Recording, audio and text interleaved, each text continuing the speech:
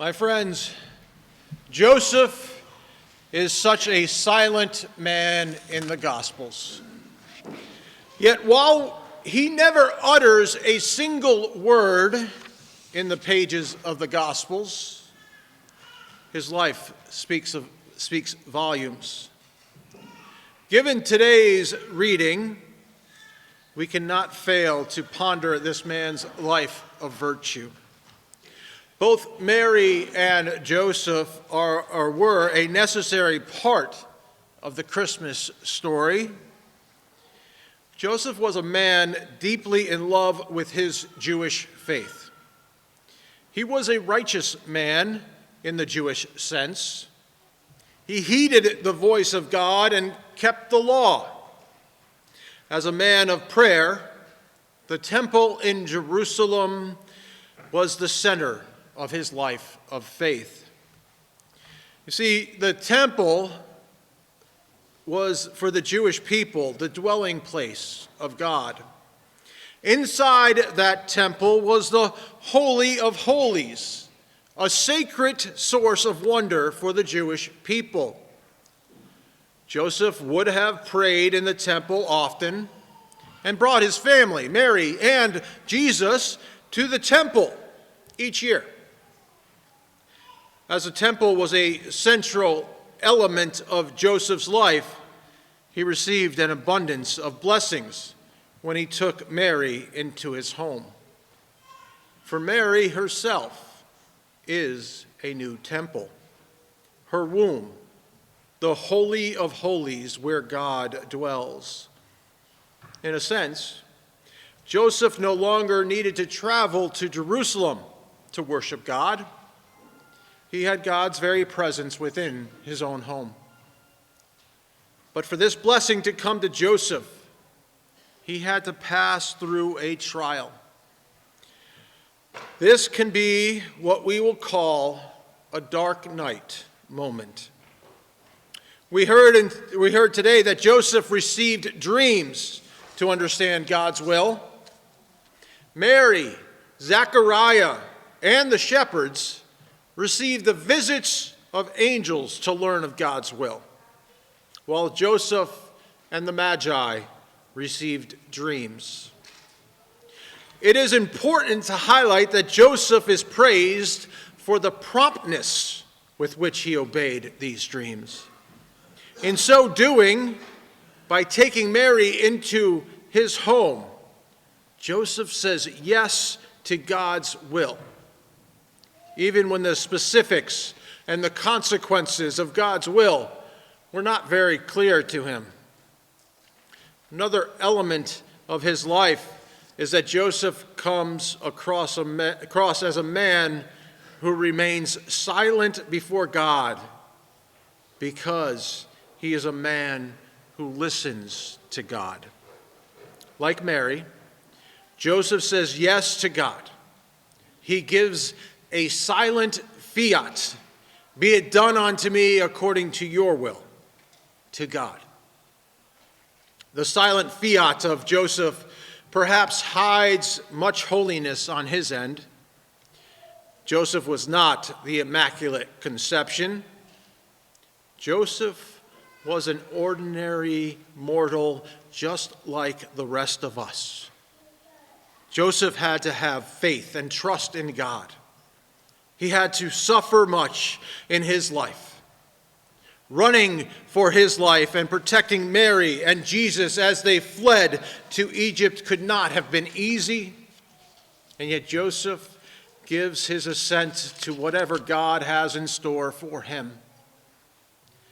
We tend to paint the Holy Family's flight to Egypt in rosy colors during our Christmas pageants. But the reality was of a dangerous journey for Joseph. He did not know whom he could trust, but he knew that God was depending on him to keep Jesus and Mary safe. This had to be a huge weight on Joseph's shoulders. To learn a new language, to face hunger and cold, to not know if he could provide for Mary and Jesus from one day to the next. All of this formed him into the saint that he became. The secret to his holiness and the example he gives to every Christian man is to be a man who listens for the voice of God and uses all his strength and abilities to heed that voice. For that, he is a silent saint whose very life speaks volumes. My friends, as we get ready for Christmas, let us also consider other men of the city of David, the shepherds. These were men out among their flocks on Christmas night, keeping silent watch. These men have a deeper symbolism.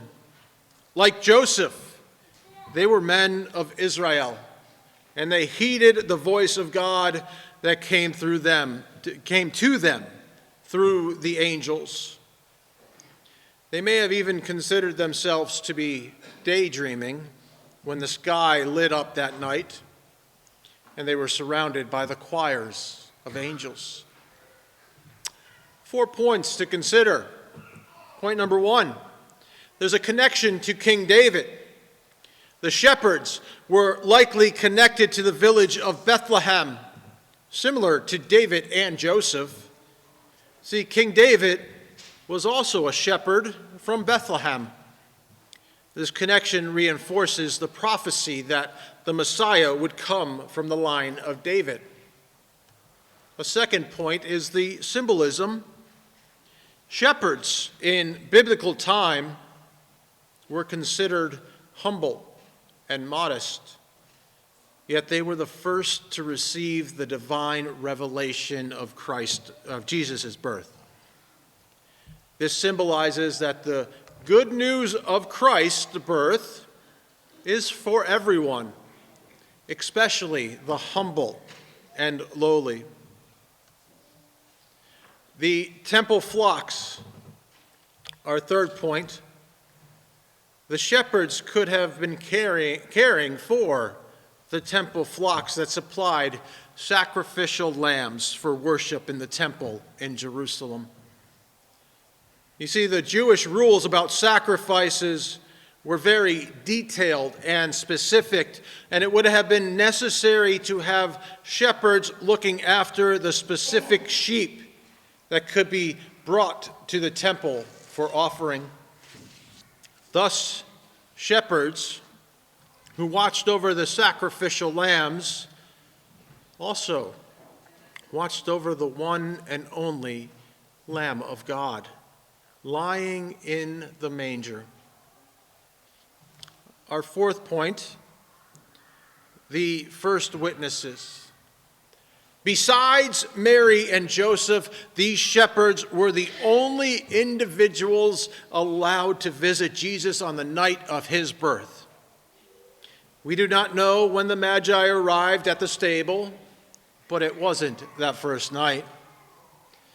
Like the poor fishermen who would later be chosen by Jesus to follow him, and the publicans and sinners, such as Matthew, who would leave all behind to become a disciple. These shepherds represent those that the world forgets about. These shepherds do not speak by name in the Gospels. They do speak to us, as did St. Joseph, by the way they lived their lives, prompt to obey and follow all of God's commands. My friends, as we journey through Advent, preparing our hearts for Christmas, let us also choose to make a profound and personal fiat to God, as did Mary and Joseph. Mary's bold "let it be done" and Joseph's silent obedience in welcoming her into his home reveal a surrender to God's will. Their fiats also echo in the shepherds, who left their flocks to seek the Christ child, and the Magi, who followed the star on a daunting journey. My friends, a personal fiat is your heartfelt yes to God's plan. Trusting him despite uncertainty. This Christmas, present Jesus with the gift of your personal fiat. Say yes to his call and let your life proclaim, "Let it be done to me according to your will."